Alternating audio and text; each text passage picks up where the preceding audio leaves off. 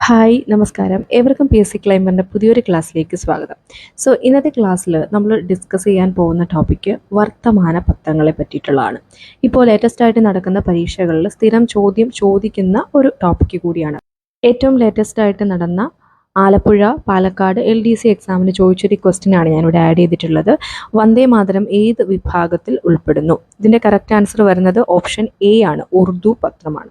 അപ്പോൾ ഈ ഒരു ടൈപ്പ് ക്വസ്റ്റ്യൻ 2024 മാത്രമല്ല ഇതിന് മുൻ വർഷങ്ങളിലും ഒക്കെ മിക്ക ക്വസ്റ്റ്യൻ പേപ്പറിലും കാണാറുള്ളതാണ്.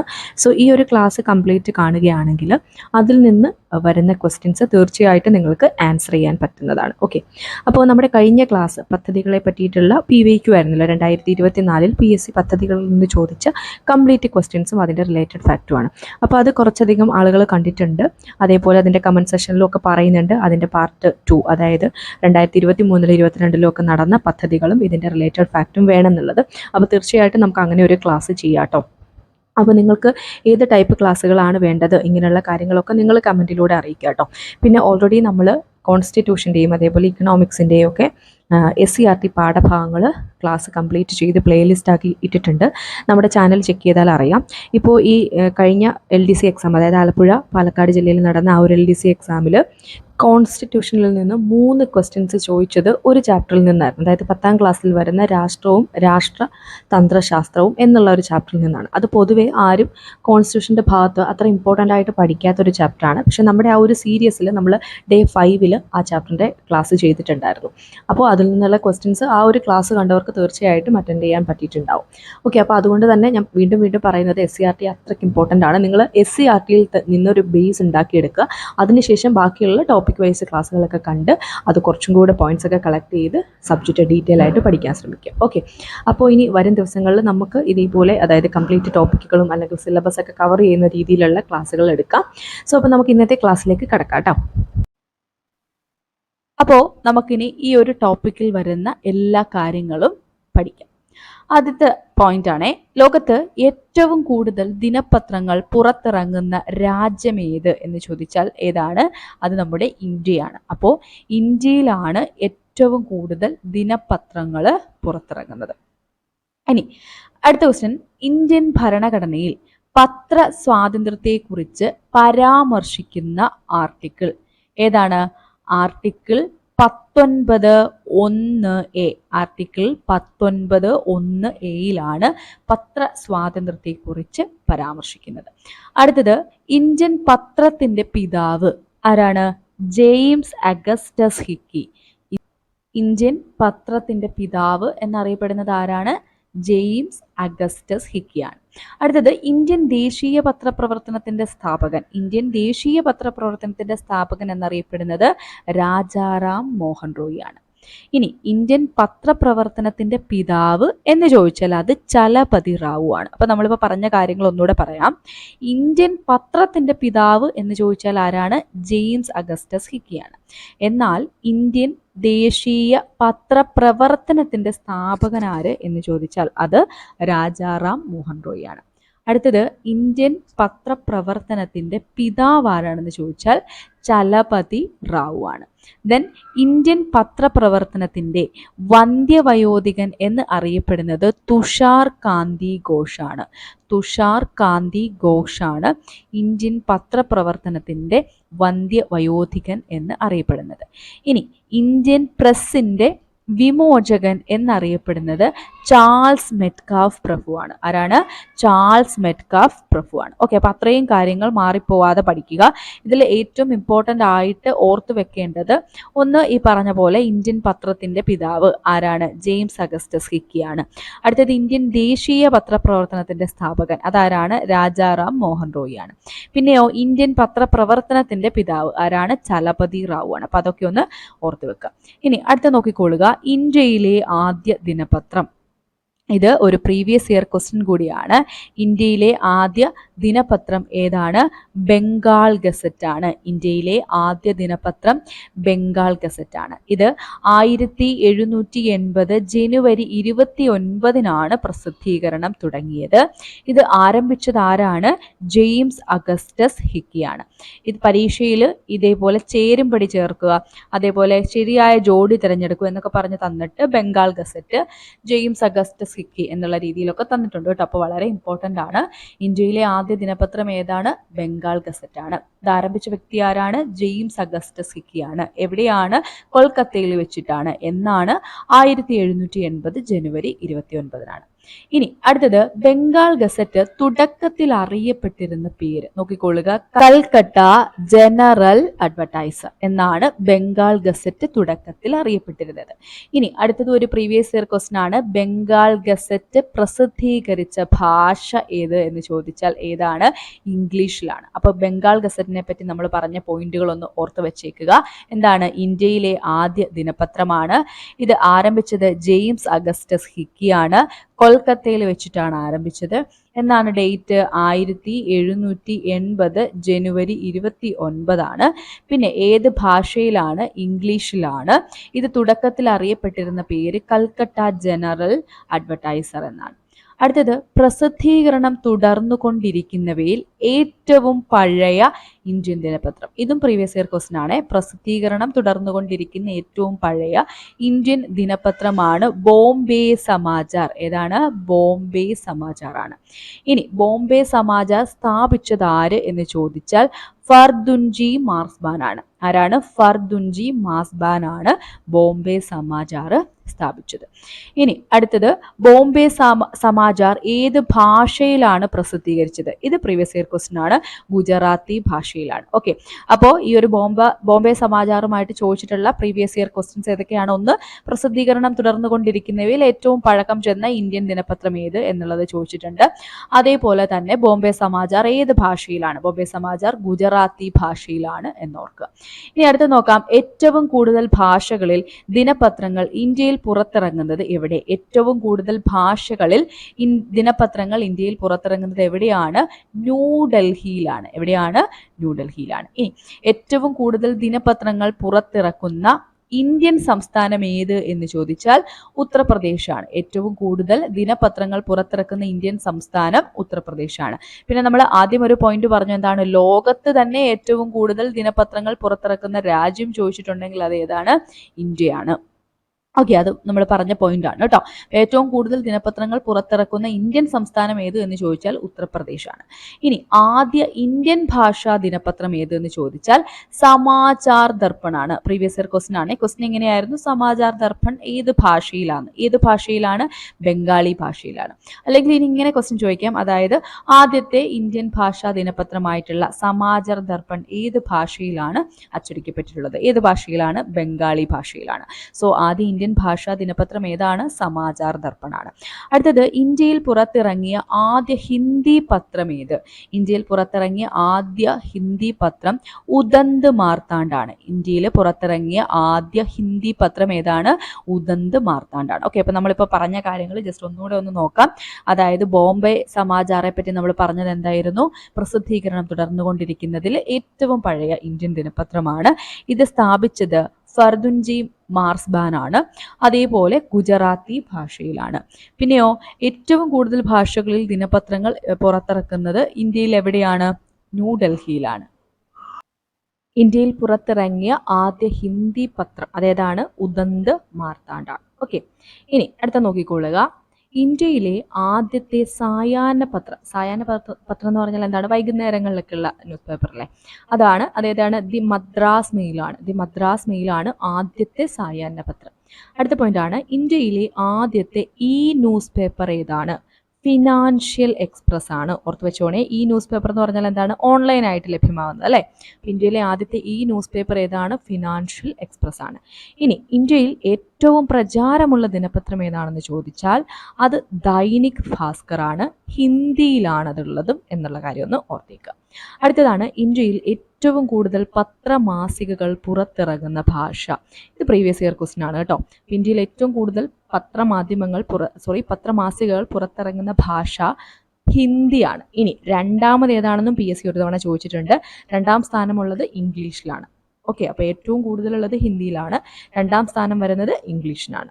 അടുത്തത് ഇന്ത്യയിലെ ഏറ്റവും പ്രചാരമുള്ള ഇംഗ്ലീഷ് ദിനപത്രം ഏതാണ്? അത് ടൈംസ് ഓഫ് ഇന്ത്യ ആണ്. 2023 ഒരു പ്രീവിയസ് ഇയർ ക്വസ്റ്റൻ ആണ് കേട്ടോ. അപ്പോൾ ഇതെല്ലാം പ്രീവിയസ് ഇയർ ക്വസ്റ്റൻ ആണ്. ഇതിൽ പറയുന്ന ഓൾമോസ്റ്റ് എല്ലാ പോയിന്റുകളും പല തവണകളിലായിട്ട് പരീക്ഷകളിൽ ചോദിച്ചിട്ടുണ്ട്. ചോദിക്കാത്ത ക്വസ്റ്റ്യൻസ് വളരെ കുറവാണ് കേട്ടോ. അപ്പോൾ ഇന്ത്യയിലെ ഏറ്റവും പ്രചാരമുള്ള ഇംഗ്ലീഷ് ദിനപത്രം ഏതാണ്? ടൈംസ് ഓഫ് ഇന്ത്യ ആണ്. ഇനി സർദാർ KM പണിക്കർ ആദ്യ എഡിറ്റർ ആയിരുന്ന പത്രം ഏത്? ഹിന്ദുസ്ഥാൻ ടൈംസ് ആണ്. അത് തിരിച്ചും ചോദിക്കാറുണ്ട്. ഹിന്ദുസ്ഥാൻ ടൈംസ് ആരുടെ പത്രമാണ്, ആര് എഡിറ്റർ ആയിരുന്ന പത്രമാണ് എന്നുള്ള രീതിയിലും ചോദിച്ചു കണ്ടിട്ടുണ്ട്. സർദാർ KM പണിക്കറാണ്. സോ സർദാർ KM പണിക്കർ ആദ്യ എഡിറ്റർ ആയിരുന്ന പത്രം ഏതാണ്? ഹിന്ദുസ്ഥാൻ ടൈംസ് ആണ്. അടുത്ത നോക്കിക്കൊള്ളുക. പത്രപ്രവർത്തനത്തിന് ഇന്ത്യയിൽ നിന്ന് ആദ്യമായി മാഗ്സസെ അവാർഡിന് അർഹനായത് ആരാണ്? അമിതാഭ് ചൗധരിയാണ്. പത്രപ്രവർത്തനത്തിന് ഇന്ത്യയിൽ നിന്ന് ആദ്യമായി മാഗ്സസെ അവാർഡിന് അർഹനായത് ആരാണ്? അമിതാഭ് ചൗധരിയാണ്. ഇനി ഇന്ത്യൻ ന്യൂസ് പേപ്പർ ദിനം, ഈ ദിനങ്ങളൊക്കെ ഒന്ന് പഠിച്ചു വെച്ചോണേ, ഇമ്പോർട്ടൻ്റ് ആണ്. ഇന്ത്യൻ ന്യൂസ് പേപ്പർ ദിനം എന്നാണ് ജനുവരി 29 ഇന്ത്യൻ ന്യൂസ് പേപ്പർ ദിനം ജനുവരി 29. ദേശീയ പ്രസ് ദിനം എന്നാണെന്ന് ചോദിച്ചാൽ നവംബർ 16. ഇന്ത്യൻ ന്യൂസ് പേപ്പർ ദിനം ജനുവരി 29, ദേശീയ പ്രസ് ദിനം നവംബർ 16. എന്നാൽ ലോക പത്ര സ്വാതന്ത്ര്യ ദിനം എന്ന് ചോദിച്ചാൽ മെയ് 3. അപ്പോൾ ആ 3 ദിനങ്ങൾ ഓർത്ത് വെച്ചേക്കുക. ജനുവരി 29 ഇന്ത്യൻ ന്യൂസ് പേപ്പർ ദിനം, അതേപോലെ ദേശീയ പ്രസ് ദിനം ചോദിച്ചാൽ നവംബർ 16, ലോക പത്ര സ്വാതന്ത്ര്യ ദിനം ചോദിച്ചാൽ മെയ് 3. ഓക്കെ, അടുത്തത് ഇന്ത്യയിൽ ഓഡിറ്റ് ബ്യൂറോ സർക്കുലേഷൻ സ്ഥാപിതമായ വർഷം എന്നാണെന്ന് ചോദിച്ചാൽ 1948. 1948 ഇന്ത്യയിൽ ഓഡിറ്റ് ബ്യൂറോ സർക്കുലേഷൻ സ്ഥാപിതമായത്. അടുത്ത് നോക്കാം, ഇന്ത്യയിൽ പ്രസ് ഇൻഫർമേഷൻ ബ്യൂറോ സ്ഥാപിതമായത്. പ്രസ് ഇൻഫർമേഷൻ ബ്യൂറോ PIB എന്ന് പറയും കേട്ടോ. ഇത് സ്ഥാപിതമായത് 1919. ഇതിന്റെ ആസ്ഥാനം വരുന്നത് ന്യൂഡൽഹിയിലാണ്. ഇനി ഇന്ത്യയിലെ ഏറ്റവും വലിയ വാർത്താ ഏജൻസി ഏതാണ്? അത് പ്രസ് ട്രസ്റ്റ് ഓഫ് ഇന്ത്യ ആണ്, PTI ആണ്. ഇന്ത്യയിലെ ഏറ്റവും വലിയ വാർത്താ ഏജൻസി ഏതാണ്? പ്രസ് ട്രസ്റ്റ് ഓഫ് ഇന്ത്യ ആണ്. ഇതിൻ്റെ ഹെഡ്ക്വാർട്ടേഴ്സ് വരുന്നത് അല്ലെങ്കിൽ ഇതിൻ്റെ ആസ്ഥാനം വരുന്നത് ന്യൂഡൽഹിയാണ്. ഇനി ഈ ഒരു വാർത്താ ഏജൻസിയുടെ സേവനം ലഭ്യമാകുന്ന ഭാഷകൾ ഏതാണെന്ന് ചോദിച്ചാൽ ഇംഗ്ലീഷിലും ലഭ്യമാകും, ഹിന്ദിയിലും ലഭ്യമാകും. അപ്പോൾ ഇതൊക്കെ ഒരു ഇമ്പോർട്ടൻ്റ് ആയിട്ടുള്ള പോയിന്റ് ആണ്. ഇമ്പോർട്ടൻ്റ് ആയിട്ടുള്ളതും പ്രീവിയസ് ഇയർ ചോദിച്ചിട്ടുള്ളതൊക്കെയാണ് ഞാൻ കുറച്ചുകൂടെ സ്ട്രെസ് ചെയ്ത് പറയുന്നത്. അപ്പോൾ ഇന്ത്യയിലെ ഏറ്റവും വലിയ വാർത്താ ഏജൻസി ഏതാണ്? PTI ആണ്. അതിൻ്റെ ഹെഡ്ക്വാർട്ടേഴ്സ് വരുന്നത് ന്യൂഡൽഹിയിലാണ്. അതിൻ്റെ സേവനം ലഭ്യമാകുന്ന ഭാഷകൾ ഇംഗ്ലീഷും ഹിന്ദിയാണ്. ഇനി അടുത്തത് വളരെ ഇമ്പോർട്ടൻ്റ് ആണ്, നമുക്കറിയാം, പ്രസിദ്ധീകരണങ്ങളും അതേപോലെ സ്ഥാപകരും. ഇതാണ് പൊതുവെ ഈ ഒരു ടോപ്പിക്കിൽ നിന്ന് എപ്പോഴും തന്നെ ചോദിക്കാറുള്ളത്. അപ്പോൾ ആദ്യം രാജാറാം മോഹൻ റോയിയുടെ പത്രങ്ങൾ ഏതൊക്കെയാണ്? സമ്പാദ് കൗമുദി, മിറാത്ത് ഉൽ അക്ബർ. സമ്പാദ് കൗമുദി, മിറാത്ത് ഉൽ അക്ബർ. അപ്പോൾ നമ്മൾ ഓൾറെഡി ഞാൻ പറഞ്ഞല്ലോ, ഇതിൻ്റെ ഒരു SCERT ക്ലാസ് നമ്മൾ ചെയ്തിട്ടുണ്ട്. അതായത് SCERTയിൽ പത്രങ്ങളെ പറ്റി പറയുന്ന ടോപ്പിക്കും പിന്നെ അവിടെ കുറച്ച് എക്സ്ട്രാ കാര്യങ്ങൾ കൂടി പറയുന്നുണ്ട്. അതായത് അത് ജസ്റ്റ് ആ ഒരു പ്രസിദ്ധീകരണങ്ങളും സ്ഥാപകരെ പറ്റി മാത്രമാണ് SCERTയിൽ പറയുന്നത്. അപ്പോൾ ആ ക്ലാസ് നിങ്ങൾ കാണുക. അത് വളരെ ഇമ്പോർട്ടൻ്റ് ആയിട്ടുള്ള പരീക്ഷകളിൽ ചോദിക്കുന്ന കുറച്ച് കാര്യങ്ങൾ വെച്ചിട്ടുള്ള ഒരു ക്ലാസ് ആണ്. എന്നാൽ ഈ ഒരു പത്രങ്ങളെ പറ്റിയിട്ടുള്ള കംപ്ലീറ്റ് കാര്യങ്ങളും ഈ ഒരു ക്ലാസ്സിലാണ് കേട്ടോ ഡിസ്കസ് ചെയ്യുന്നത്. സോ നിങ്ങൾ ടോപ്പിക് വൈസ് പഠിച്ചു പോകുന്ന സമയത്ത് എപ്പോഴും ഈ ഒരു ക്ലാസ് തന്നെ റെഫർ ചെയ്ത് പഠിക്കുക. ഇനി റിവിഷൻ ചെയ്യുന്ന സമയത്തും കുറച്ചുകൂടെ ആ ഒരു ക്ലാസ്സിന് ഇമ്പോർട്ടൻസ് കൊടുത്ത് പഠിക്കുക. കാരണം പരീക്ഷയിൽ ചോദിക്കാറുള്ള ഇപ്പോൾ നടക്കുന്ന 2024 നടന്ന മിക്ക പരീക്ഷകളിലും ചോദിച്ചിട്ടുള്ള ഒരു 3-4 ടോപ്പിക്സ്, അതും SCERTയിൽ നിന്നുള്ള 3-4 ടോപ്പിക്സ് സെലക്ട് ചെയ്താണ് നമ്മൾ ആ ഒരു ക്ലാസ് ചെയ്തത്. ഞാൻ ആ ക്ലാസ്സിൻ്റെ ലിങ്ക് നമ്മുടെ ഡിസ്ക്രിപ്ഷൻ ബോക്സിൽ കൊടുത്തേക്കാം കേട്ടോ. അപ്പോൾ നോക്കിക്കൊള്ളുക, രാജാറാം മോഹൻ റോയിയുടെ പത്രങ്ങൾ ഏതൊക്കെയാണത്? സമ്പാദ് കൗമുദി ഉണ്ട്, പ്രീവിയസ് ഇയർ ക്വസ്റ്റൻ ആണ് കേട്ടോ. അതേപോലെ മിറാത്ത് ഉൽ അക്ബർ ഉണ്ട്, രണ്ടും പ്രീവിയസ് ഇയർ ക്വസ്റ്റൻ ആണ്. മിറാത്ത് ഉൽ അക്ബറൊക്കെ ലേറ്റസ്റ്റ് ആയിട്ട് നടന്ന ഒരു പരീക്ഷയിലാണ് ചോദിച്ചിട്ടുള്ളത്, നിങ്ങൾ കണ്ടിട്ടുണ്ടായിരിക്കും അല്ലേ. അടുത്തത് പ്രബുദ്ധ ഭാരത്, അതേപോലെ ഉദ്ബോധൻ. ആരുടെയാണ്? സ്വാമി വിവേകാനന്ദന്റെ പത്രമാണ്. പ്രബുദ്ധ ഭാരത്, അതേപോലെ ഉദ്ബോധൻ ആരുടെയാണ്? സ്വാമി വിവേകാനന്ദന്റെ ആണ്. അടുത്തതാണ് Young India, Harijan, Indian Opinion, Navajivan. വളരെ ഇമ്പോർട്ടൻ്റ് ആണ്, പല പരീക്ഷകളിലും റിപ്പീറ്റ് ചെയ്ത് ചോദിക്കാറുള്ള Young India, Harijan, Indian Opinion, Navajivan ആരുടെയാണ്? മഹാത്മാഗാന്ധിയുടെയാണ്. അപ്പോൾ ഇവിടെ ഒരു കാര്യമുണ്ട്, അതായത് ഈ ന്യൂ ഇന്ത്യയും യങ് ഇന്ത്യയും തമ്മിൽ മാറിപ്പോകരുത്. ന്യൂ ഇന്ത്യ ആരുടെയാണ്? ആനി ബെസന്റിന്റെയാണ്. നമ്മൾ മുന്നോട്ട് പഠിക്കും, ഞാൻ ജസ്റ്റ് ഒന്ന് മെൻഷൻ ചെയ്തേ ഉള്ളൂ. യങ് ഇന്ത്യ ആണെങ്കിലോ അത് മഹാത്മാഗാന്ധിയുടെയാണ്. ഓക്കെ, അപ്പം നമ്മൾ പറഞ്ഞത് സമ്പാദ് കൗമുദി, മിറാത്തുൽ അക്ബർ രാജാറാം മോഹൻ റോയിയുടെയാണ്. പ്രബുദ്ധ ഭാരത്, ഉദ്ബോധൻ ആരുടെയാണ്? സ്വാമി വിവേകാനന്ദന്റെയാണ്. Young India, Harijan, Indian Opinion, Navajivan ഇതാരുടെയാണ്? മഹാത്മാഗാന്ധിയുടെയാണ്. ഇനി കേസരിയും മറാത്തയും ആരുടെയാണ്? ബാലഗംഗാധര തിലകിന്റെയാണ്. അതേപോലെ ബഹിഷ്കൃത ഭാരത്, മൂകനായക് ഇതാരുടെയാണ്? ഡോക്ടർ BR അംബേദ്കറിന്റെയാണ്. ബഹിഷ്കൃത ഭാരത്, അതേപോലെ മൂകനായക് ഇതാരുടെയാണ്? Doctor BR അംബേദ്കറിന്റെയാണ്. അടുത്തതാണ് ന്യൂ ഇന്ത്യ കോമൺവെൽത്ത്, ഞാൻ പറഞ്ഞു ആരുടെയാണ്? ആനി ബെസന്റിന്റെയാണ്. അപ്പൊ new India Annie Besant, young India ആണെങ്കിലോ പറഞ്ഞേ ഗാന്ധിജിയുടെയാണ് അല്ലെ. ഇനി അടുത്തതാണ് കോമ്രേഡ്. കോമ്രേഡ് എന്ന് പറയുന്ന പത്രം ആര് സ്ഥാപിച്ചതാണ്? മൗലാന മുഹമ്മദ് അലിയാണ്. മൗലാന മുഹമ്മദ് അലി. കർമ്മയോഗി ആരാണ്? അരബിന്ദ ഘോഷാണ്. കർമ്മയോഗി അരബിന്ദ ഘോഷ്. അടുത്തത് ലീഡർ, പ്രീവിയസ് ഇയർ ക്വസ്റ്റൻ ആണ്. മദൻ മോഹൻ മാളവ്യ. ലീഡർ ആരുടെയാണ്? മദൻ മോഹൻ മാളവ്യ. ഇപ്പൊ കോമ്രേഡ് മൗലാന മുഹമ്മദ് അലി, കർമ്മയോഗി അരബിന്ദ ഘോഷ്, ലീഡർ ആണെങ്കിലോ മദൻ മോഹൻ മാളവ്യ. അടുത്തത് National Herald, Jawaharlal Nehru. National Herald ആരുടെയാണ്? ജവഹർലാൽ നെഹ്റുവിന്റെ. പിന്നെയോ നേഷൻ, പ്രീവിയസ് ഇയർ ക്വസ്റ്റൻ ആണ്. ഗോപാലകൃഷ്ണ ഗോഖലെ സ്ഥാപിച്ച പത്രമാണ് നേഷൻ. അടുത്തതാണ് യുഗാന്തർ. യുഗാന്തർ ബരീന്ദ്ര കുമാർ ഘോഷും അതേപോലെ ഭൂപേന്ദ്രനാഥ് ദത്തയും കൂടെ സ്ഥാപിച്ചതാണ് യുഗാന്തർ. ഇപ്പൊ യുഗാന്തർ ബരീന്ദ്ര കുമാർ ഘോഷ്, ഭൂപേന്ദ്രനാഥ ദത്ത. ഓക്കെ, അപ്പൊ നിങ്ങൾ എന്തായാലും പത്രങ്ങൾ ഇതേപോലെ തന്നെ അറ്റ്ലീസ്റ്റ് ഈ ഒരു പ്രസിദ്ധീകരണങ്ങളും അതിന്റെ സ്ഥാപകരെങ്കിലും ബൈഹാർട്ട് ചെയ്ത് വെച്ചേക്കുക. ഇനി കോഡ് ഉപയോഗിച്ചൊക്കെ പഠിക്കാനുള്ള ക്ലാസ്സുകൾ നമ്മൾ മുന്നോട്ട് അപ്ലോഡ് ചെയ്യട്ടെ. ഇപ്പം നിങ്ങൾ എന്തായാലും ഒരു സബ്ജക്റ്റിനെ പറ്റി അല്ലെങ്കിൽ ഓരോ ടോപ്പിക്കുകളുടെ കംപ്ലീറ്റ് നോട്ടുകൾ ഒന്ന് കളക്ട് ചെയ്യുക. അതിനുശേഷം നമുക്ക് കോഡിലേക്ക് വരാം കേട്ടോ. ഓക്കെ, അപ്പോൾ യുഗാന്തർ ബരീന്ദ്ര കുമാർ ഘോഷും ഭൂപേന്ദ്രനാഥ ദത്തയാണ്. ഇനി അടുത്തതാണ് വന്ദേ മാതരം. കഴിഞ്ഞ LDC അതായത് ആലപ്പുഴ അതേപോലെ പാലക്കാടൊക്കെ നടന്ന LDCയിൽ ചോദിച്ചിട്ടുള്ള ഒരു ക്വസ്റ്റ്യൻ ഇത് വന്ദേ മാതരം ആയിരുന്നു.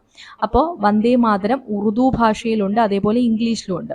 ഉറുദു ഭാഷയിലുള്ള വന്ദേ മാതരം എന്ന് പറയുന്ന പത്രം സ്ഥാപിച്ചത് ലാലാ ലജ്പത് റായ് ആണ്. എന്നാൽ ഇംഗ്ലീഷിലുള്ളതാണെങ്കിലോ ബിപിൻ ചന്ദ്രപാലാണ്. സോ ലാലാ ലജ്പത് റായ് വന്ദേ മാതരം ഉറുദു ഭാഷയിലാണ് ഉള്ളത്. പിന്നെ ബിപിൻ ചന്ദ്രപാൽ സ്ഥാപിച്ച ആ ഒരു വന്ദേ മാതരം എന്ന് പറയുന്ന പത്രം ഇംഗ്ലീഷ് ഭാഷയിലാണുള്ളത്. അത് ഇനി വന്ദേ മാതരം ഒരാൾക്കും കൂടി ഉണ്ട്. ആർക്കാണ്? മാഡം ഭിക്കാജി കാമ. അപ്പൊ അത് കൂടുതലും ചോദിച്ച് കണ്ടിട്ടില്ല. ഈ ഒരു ബിപിൻ ചന്ദ്രപാലിന്റെയും അതേപോലെ തന്നെ ലാലാ ലജ്പത് റായിയുടെയും എപ്പോഴും റിപ്പീറ്റ് ചെയ്ത് ചോദിക്കാറുണ്ട്. അടുത്തതാണ് അൽ ഹിലാൽ. ആരാണ്?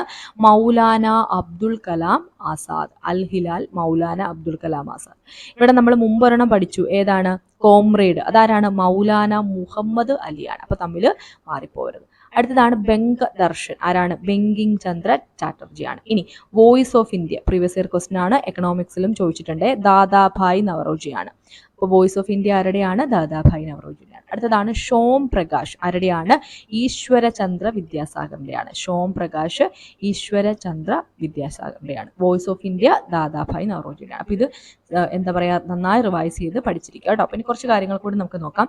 ഇന്ത്യയിലെ ഏറ്റവും കൂടുതൽ സർക്കുലേഷൻ ഉള്ള ബിസിനസ് ന്യൂസ് പേപ്പർ ആണ് ഇക്കണോമിക്സ് ടൈംസ്. അപ്പൊ ഇന്ത്യയിൽ ഏറ്റവും കൂടുതൽ സർക്കുലേഷൻ ഉള്ള ബിസിനസ് ന്യൂസ് പേപ്പർ ഏതാണ്? ഇക്കണോമിക് ടൈംസ് ആണ്. ഇനി ഇക്കണോമിക് ടൈംസിന്റെ നിറം ഏതാണെന്ന് ചോദിച്ചാൽ സാൽമൺ പിങ്ക് ആണ്. ഒന്ന് ഓർത്ത് വെച്ചോണ്ട് കേട്ടോ, രസകരമായിട്ടുള്ള ഒരു ഫാക്ട് കൂടിയാണല്ലോ. ഇക്കണോമിക്സ് ടൈംസിന്റെ നിറം ഏതാണ്? സാൽമൺ പിങ്ക് ആണ്. ഇനി ഇന്ത്യയിലെ ആദ്യ തമിഴ് പത്രം ഏത് എന്ന് ചോദിച്ചാൽ അത് സ്വദേശ് മിത്രനാണ്. സ്വദേശ് മിത്രനാണ് ഇന്ത്യയിലെ ആദ്യ തമിഴ് പത്രം. ഇനി അടുത്ത നോക്കിക്കൊള്ളുക. ഇന്ത്യൻ പത്രങ്ങൾക്ക് ആവശ്യമായ നിർദ്ദേശങ്ങളും സഹായങ്ങളും ചെയ്തു കൊടുക്കുകയും അവയുടെ സ്ഥിതിവിവര കണക്കുകൾ ശേഖരിക്കുകയും ചെയ്യുന്ന സ്ഥാപനമാണ് office of registrar of newspapers for India, അല്ലെങ്കിൽ registrar of newspapers for India എന്ന് അറിയപ്പെടുന്നു. അപ്പോൾ എന്താ പറഞ്ഞത്? ഇന്ത്യൻ പത്രങ്ങൾക്ക് ആവശ്യമായ നിർദ്ദേശങ്ങളും സഹായങ്ങളും ചെയ്തു കൊടുക്കുകയും അവയുടെ സ്ഥിതിവിവര കണക്കുകൾ ശേഖരിക്കുകയും ചെയ്യുന്ന സ്ഥാപനം ഏതാണ്? ഓഫീസ് ഓഫ് രജിസ്ട്രാർ, അല്ലെങ്കിൽ എന്തെന്ന് വിളിക്കാം? Registrar of newspapers for India. ഇനി ഇത് എന്നാണ് സ്ഥാപിതമായതെന്ന് ചോദിച്ചാൽ 1956 ജൂലൈ 1 ഇത് സ്ഥാപിതമായത്. ആസ്ഥാനം വരുന്നത് ന്യൂഡൽഹിയിലാണ്. 1956 July 1 registrar of newspapers for India സ്ഥാപിതമായത്. ആസ്ഥാനം എവിടെയാണ്? ന്യൂഡൽഹിയാണ്. ഇനി അടുത്തൊരു കാര്യം കൂടെ നോക്കാം. United news of India. United news of India സ്വകാര്യവൽക്കരിക്കപ്പെട്ട ഇന്ത്യയിലെ പ്രമുഖ വാർത്താ ഏജൻസിയാണ് ഏത്? United news of India. ഇനി ഇന്ത്യയിലെ ബഹുഭാഷാ ന്യൂസ് ഏജൻസി ഏത് എന്ന് ചോദിച്ചാലും യുണൈറ്റഡ് ന്യൂസ് ഓഫ് ഇന്ത്യ ആണ്. അതേപോലെ ഉറുദുവിൽ വാർത്തകൾ എത്തിക്കുന്ന ലോകത്തിലെ ഒരേ ഒരു ന്യൂസ് ഏജൻസിയാണ്. അത് വളരെ ഇമ്പോർട്ടൻ്റ് ആണ് കേട്ടോ. ഉറുദുവിൽ വാർത്തകൾ എത്തിക്കുന്ന ലോകത്തിലെ ഒരേ ഒരു ന്യൂസ് ഏജൻസിയാണ് ഏത്? United news of India. എന്നാണ് രൂപീകൃതമായത്? 1961-ലാണ്. 1961-ലാണ്. ഓക്കെ. സോ അപ്പോൾ ഇത്രയും കാര്യങ്ങളാണ് ഈ ഒരു വർത്തമാന പത്രങ്ങൾ എന്ന് പറയുന്ന ടോപ്പിക്കിൽ ഏറ്റവും ഇമ്പോർട്ടൻ്റ് ആയിട്ട് നിങ്ങൾക്ക് നോക്കാനുള്ളത്. ഇനി പല ഗൈഡുകളൊക്കെ നിങ്ങൾ റെഫർ ചെയ്യുന്ന സമയത്ത് കുറേ വാരി വലിച്ച് അതിൻ്റെ അകത്ത് പല പല കാര്യങ്ങളും പറയുന്നുണ്ട്. പക്ഷേ ഇതിനപ്പുറം ഒന്നും PSC ഇതുവരെ ചോദിച്ച് കണ്ടിട്ടില്ല. ഇനി അങ്ങോട്ടും അധികം ക്വസ്റ്റ്യൻസ് ഇതിനപ്പുറത്ത് നിന്ന് ചോദിക്കാനുള്ള സാധ്യതകൾ വളരെ കുറവാണ് കേട്ടോ. ഓക്കെ, അപ്പോൾ ഇത്രയും കാര്യങ്ങളൊക്കെയാണ് ഇന്നത്തെ ക്ലാസ്സിൽ നമുക്ക് പറയാനുള്ളത്. സോ ക്ലാസ് വൈൻഡപ്പ് ചെയ്യാണ്. Thank you for watching.